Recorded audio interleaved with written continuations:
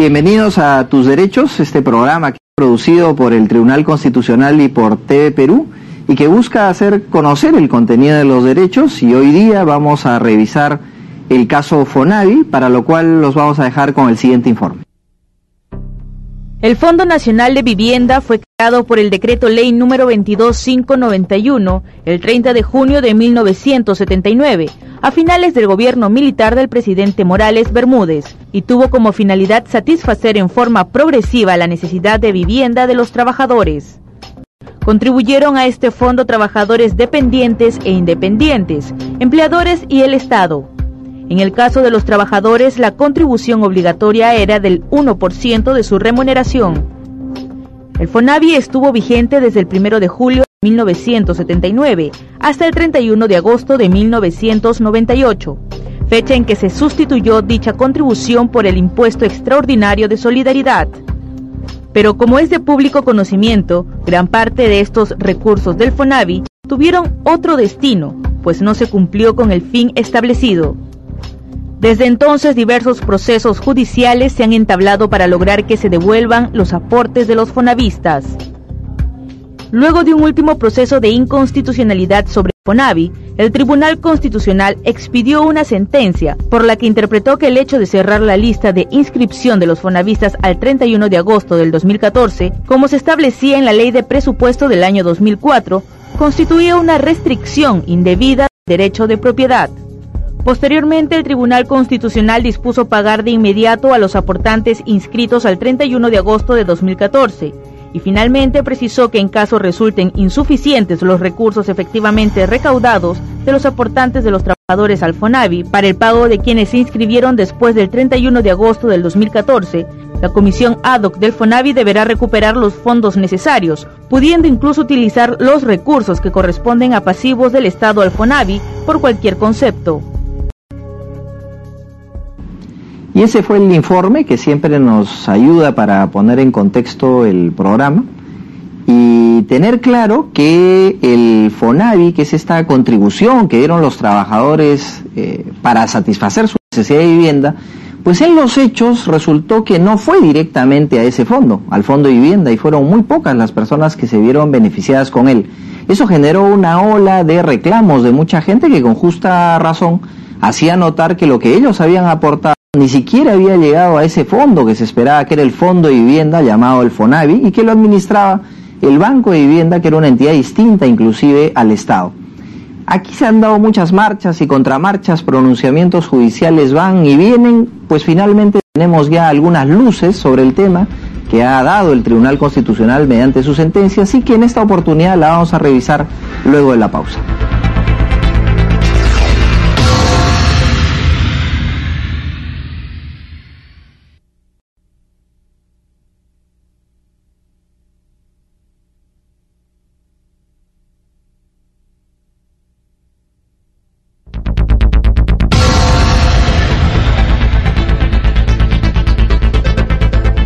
Con Tus Derechos y estamos viendo el caso del Fonavi, que como saben es este aporte que dieron muchos trabajadores en la década de los 80 aproximadamente, y que buscaba satisfacer una necesidad, que es la necesidad de vivienda que tienen muchos compatriotas, y que luego ese destino original pues no se cumplió, y esto originó toda una serie de hechos que dan lugar a una historia en la cual el Tribunal Constitucional también ha estado presente mediante varias sentencias, y no solo de pasado tiene este tema, sino también de presente. Y para ver todos estos temas hemos invitado al doctor Sandro Núñez, quien ha sido presidente de la Comisión Ad hoc para temas del Fonavi, con el cual vamos a revisar sobre todo estos pronunciamientos del tribunal. Doctor Núñez, muchas gracias por acompañarnos. No, gracias a usted, doctor Paredes, es un honor para mí estar nuevamente en este programa.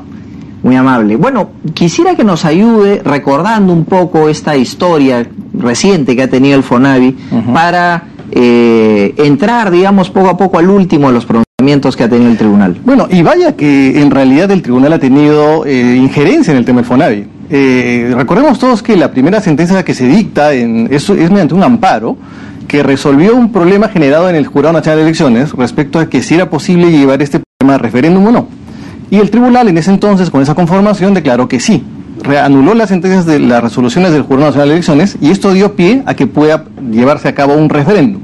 Claro, porque en su momento el tribunal dijo que el FONAVI no era tributo y si no era tributo podía ser susceptible de que el pueblo opine, ¿no? Así es. Y el pueblo opinó en un referéndum y ganó la propuesta presentada por esta Asociación Nacional de Fonavistas de los Pueblos del Perú, y que fue sometida a referéndum, ganó y por lo tanto se creó o se tuvo que emitir la norma correspondiente, la 29625, que es la ley de devolución de los FONAVI. A raíz de esta ley, y esta ley es la que, digamos, da pie al inicio de todo este tema de la devolución, es que se forma, por mandato de la ley, una comisión, que es la comisión ad hoc para la devolución.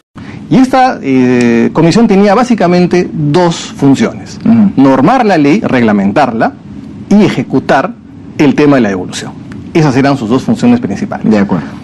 Esta ley estuvo vigente casi, mejor dicho, 2 años. A los 2 años justamente, o antes de los 2 años, el Colegio de Abogados del Callao presentó una demanda de inconstitucionalidad contra la ley. Y lo que hizo estamos hablando, perdón, más o menos del 2012, ¿no? 2012. Correcto. Y el finales de 2012, noviembre más o menos, el tribunal resuelve esta controversia indicando que la norma no es inconstitucional, es constitucional, pero sí establece un punto que es muy importante. Dice que efectivamente son dineros privados. Este fondo que se generó es un dinero privado que debe devolverse a sus legítimos propietarios, pero estableció un sistema interesante. Cuando se aporta al FONAVI, el monto descontado de las boletas de los trabajadores tenía 2 y hasta 3 conceptos. Uno era el aporte personal del trabajador, otro aporte que era el 4%, que era el aporte del empleador, y un porcentaje también del Estado. Entonces, este fondo del FONAVI tenía básicamente 3 tipos de aportes. El 1% que era de los trabajadores, el 4% que era de la empresa y otro porcentaje adicional que era del Estado. Y el tribunal en ese momento, en esta sentencia 07 que resuelve la inconstitucionalidad presentada por el Colegio de Abogados del Callao, lo que dice es: devuélvase a los fonavistas el aporte y hace una cuenta individual. Es decir, dispone que se les devuelva solo lo que ellos han aportado. Porque lo que aportó la empresa para el fondo y el Estado se van a volcar a un fondo común, del cual el Estado también va a tener que hacer planes de vivienda que puedan también los mismos fonavistas ser beneficiados con esto. Es decir, que a la cuenta individual de cada fonavista volvía, si se quiere, los aportes dados por cada trabajador. Que era aproximadamente el 1% de la remuneración. De acuerdo. Y además, en el caso de aquellos trabajadores que por algún u otro motivo eran favorecidos con algún sorteo y obtenían vivienda, me imagino que en ese caso ya no había nada que devolver. Correcto, porque en realidad cuando sale la norma, la 29625, establecía devuélvase a todos, no había una distinción. El tribunal sí aclara en ese momento diciendo los que han sido beneficiarios ya no podrán acceder a este fondo de devolución porque efectivamente ya se han beneficiado del fondo. Claro. Y es así como se pone el panorama y con esta resolución, la 07, se queda, digamos, de alguna forma el tribunal ya establece la forma, cómo se va a devolver y, digamos, los criterios que debe tener la comisión ad hoc para determinar la devolución. Ahora bien, posteriormente a esta resolución sale la ley de presupuesto, que es la 30114, si no me equivoco. Que es la materia de este proceso precisamente, ¿no? Que hay una segunda demanda de inconstitucionalidad. Esta es presentada por la Asociación de Fonavistas de los Pueblos del Perú. Y lo que quiere esta resolución básicamente tiene 3 puntos. Entre los más importantes es una especie de revisión del fallo anterior que acabamos de hablar. Esta divide el fondo en aporte personal o cuenta individual y aporte colectivo. Quiere un poco revisión de eso. Claro, porque quieren que también vaya a su cuenta lo que aportó el Estado y lo que aportó el empleador. Quiere que eso forme parte del fondo. Y el otro aspecto es que efectivamente la Comisión ad hoc había determinado, o mejor dicho, esta norma de presupuesto había determinado que a agosto del año 2014 se cerraba el padrón. Todos debían haberse inscrito, seguir con un procedimiento, y que no se había inscrito en ese momento y ya no había posibilidad de hacerlo en el futuro. Y lo que hace el tribunal al resolver esta segunda sentencia, esta demanda de inconstitucionalidad presentada por la asociación, es decir, ratificar de alguna forma ese anterior pronunciamiento del emitido en la resolución número 007-2012, en el sentido de que el 1% va a ser devuelto a los trabajadores y el 4% se mantiene en este fondo. Y adicionalmente a ello dice: reábrase el padrón y no se cierre a agosto del 2014, sino que esto tiene que estar abierto hasta agosto del 2018. Vamos a ir paso a paso porque son 3, digamos, como usted bien ha dicho, las pretensiones que se han discutido en el proceso. Una de ellas, que ya la adelantó, que era esta suerte de no revisar un fallo anterior y queríamos saber un poco por qué no se puede revisar un fallo anterior, ¿no? Estamos hablando aquí que la pretensión de los fonavistas es que su cuenta individual no solo sea formada por el aporte que ellos dieron, sino también por lo que dieron el empleador y el Estado. Entonces, ahí hay un argumento, esto ya se vio antes. ¿Qué razón tiene esto? Y también si es que además económicamente se encuentra alguna razón de este razonamiento. En realidad es una razón, a mi entender, jurídica y adicionalmente razonable, porque efectivamente estamos hablando de un fondo personal, de un dinero privado. Efectivamente yo le tengo que devolver a la persona el monto o el dinero que me ha prestado, o supuestamente que me ha dado, y ese es el porcentaje del 1%. El otro 4% era del empleador. En todo caso debería devolverse al empleador, claro, no al trabajador, no al trabajador. Nunca salió de su patrimonio. Exactamente, porque no ha salido de la boleta del trabajador nunca ese 1%, es decir, de su remuneración, digamos, recibía, 1.000 soles, el 1% iba a Fonavi, pero el otro porcentaje lo pagaba el empleador directamente. Entonces el tribunal dice, ese porcentaje que ha pagado el empleador directamente y el Estado en algunos casos, no va a ir a devolverse a los trabajadores, porque no sería devolución de dineros privados como sí es con el caso del 1%. Entonces lo que dijo el TC, con lógica razón, es que ese porcentaje del 4% y lo que deportó el Estado sea devuelto mediante un fondo para vivienda. Claro. Y a la comisión ad hoc lo que tiene que hacer es mover ese dinero para hacer planes de vivienda que sean los beneficiarios los que han sido beneficiados también con esta devolución, ¿no? De acuerdo, entonces hay un fondo individual y un fondo colectivo. Vamos a seguir desmenuzando un poco este último pronunciamiento del Tribunal Constitucional luego de la pausa.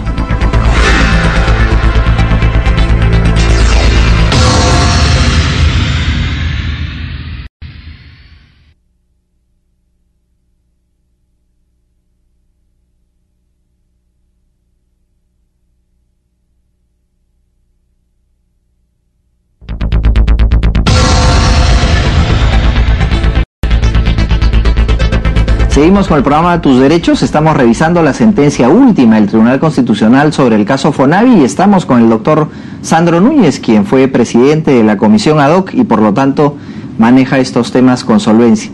Estábamos viendo los puntos de la demanda respecto a los cuales se ha pronunciado el tribunal, ya vimos el referido a la devolución de los aportes.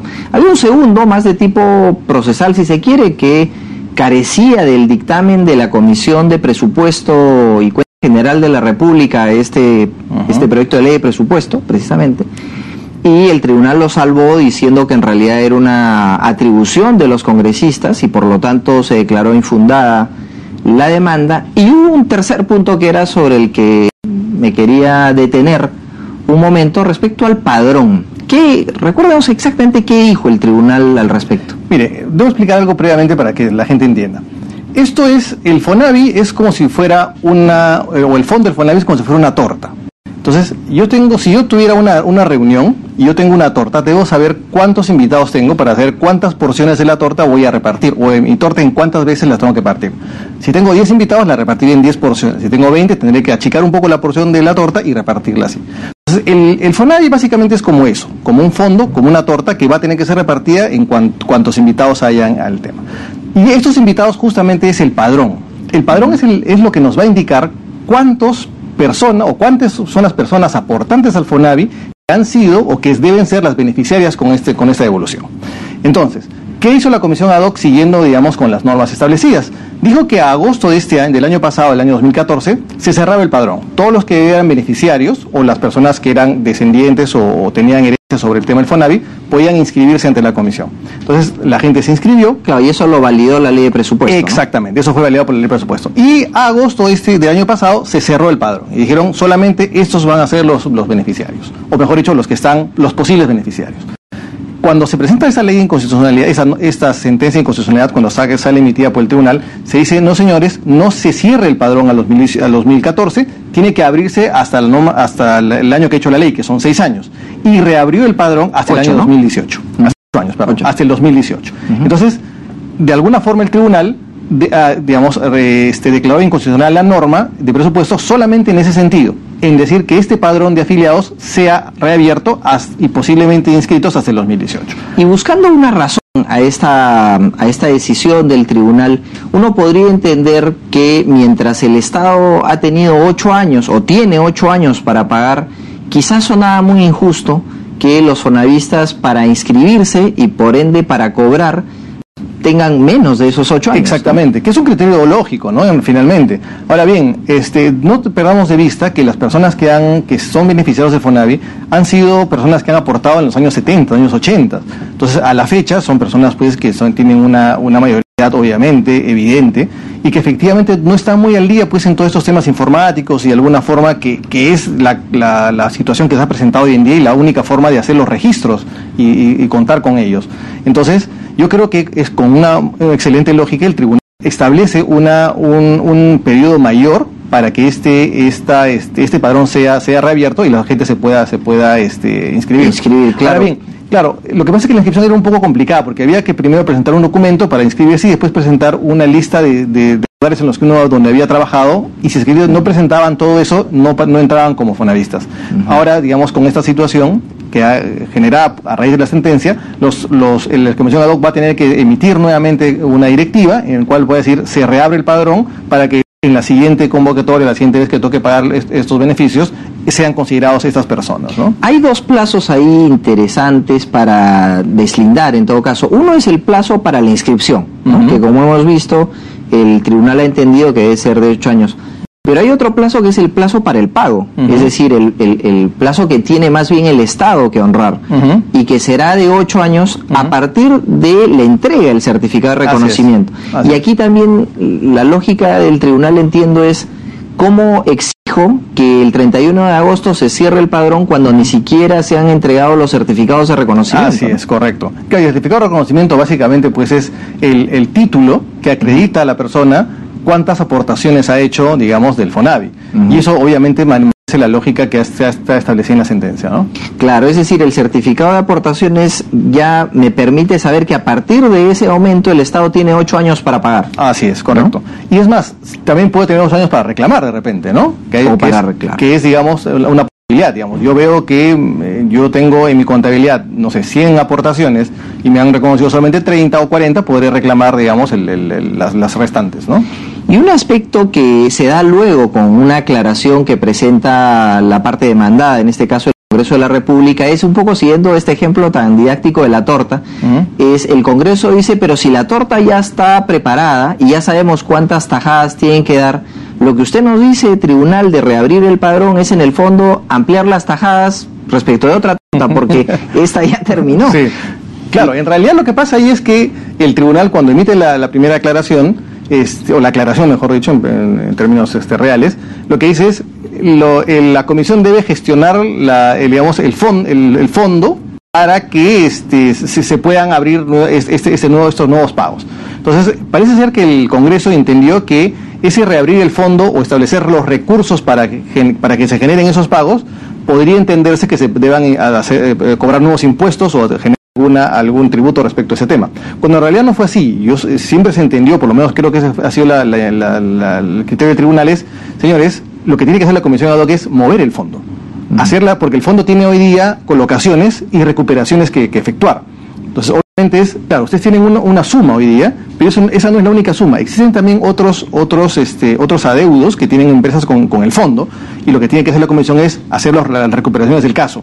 Y en todo caso también mover el fondo, es decir, como yo voy a tener un plazo de pago a 8 años, puedo, digamos, poner, no sé, eso es una cuestión ya de financistas, poner los créditos a plazo fijo, o ver un tema, digamos, financiero para que el fondo se mueva, que no esté estático y se pueda generar del mismo fondo los pagos a estas personas que supuestamente son los invitados adicionales que están considerados. Claro, ¿no? Porque el tribunal fue muy enfático en decir que el pago a los fonavistas debería ser de inmediato a aquellos fonavistas inscritos al 31 de agosto del 2014. ¿No? Y que tengan las condiciones que establecía la ley original, que eran mayores de 50 años, de 65 años, en fin, ¿no? Que es, digamos, por un criterio lógico, las personas que deben cobrar primero, ¿no?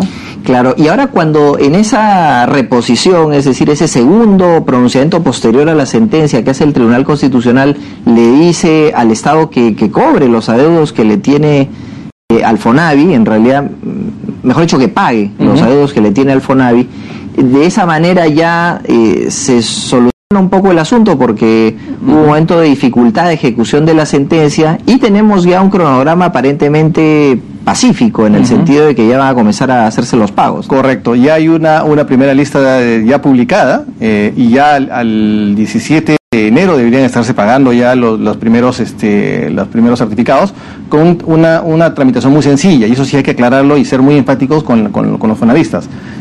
Absolutamente gratis. Acá no hay intervención, acá no hay asociaciones que intermedien, no. El pago es absolutamente personal. Uno puede ir simplemente con su DNI, no esperar el CERAT, puede ir directamente con su DNI. El CERAT es el certificado de reconocimiento, correcto. Puede ir directamente al Banco de la Nación con su DNI y cobrar. Sí, también yo pediría a las autoridades que tengan un poco de consideración con estas personas y que pongan vigilancia en las agencias, porque efectivamente se sabe que van a cobrar. En realidad no es una gran cantidad de dinero que seguramente se va a devolver. Hay ya establecimiento de la comisión, ha establecido unos montos por aportación, y efectivamente sí deberían tener las autoridades cuidado en tener que estas personas de mayor edad tengan la seguridad del caso, que puedan acercarse a una agencia del Banco de la Nación y poder cobrarlo. Y nuevamente repetirles, es decir, aquí no es una cuestión de que alguien me asesore. Yo solito puedo ir con mi DNI y cobrar este fondo, y no tiene que pasar usted por ninguna asociación que lo asesore, ni mucho menos. Es una cosa totalmente sencilla y directa, ¿no? Qué bueno saber que un trámite como estos puede ser expeditivo con la sola presentación del DNI y cobrar la suma que corresponde. Le agradecemos al doctor Núñez por su participación en esta historia que hemos tenido del FONAVI, y volvemos ya con las frases del programa. Cuando se aporta al FONAVI, el monto descontado de la boleta de los trabajadores tenía 2 y hasta 3 conceptos. Uno era el aporte personal del trabajador, otro el 4% que era el aporte del empleador y un porcentaje del Estado. Cuando sale la norma número 29625 se establecía que se devuelva a todos. El Tribunal Constitucional dijo que el porcentaje del 4% y lo que aportó el Estado sea devuelto mediante un fondo para vivienda, y la comisión ad hoc lo que tiene que hacer es mover el dinero para hacer planes de vivienda. Hemos visto una sentencia del Tribunal Constitucional que creo que por encima de todas las cosas tiene el valor de recuperar el derecho de propiedad como factor fundamental para el Estado de Derecho, y adicionalmente a eso, que los fonavistas que han tratado de cobrar sus acreencias por tanto tiempo, por fin las van a poder cobrar. Y eso es una señal muy importante en un Estado de Derecho donde las sentencias se cumplen. Y en eso, en buena hora, que el Poder Ejecutivo, que es el llamado a cumplir las sentencias, lo haga. De esta manera damos punto final a este programa y nos encontraremos el próximo sábado. Muchas gracias.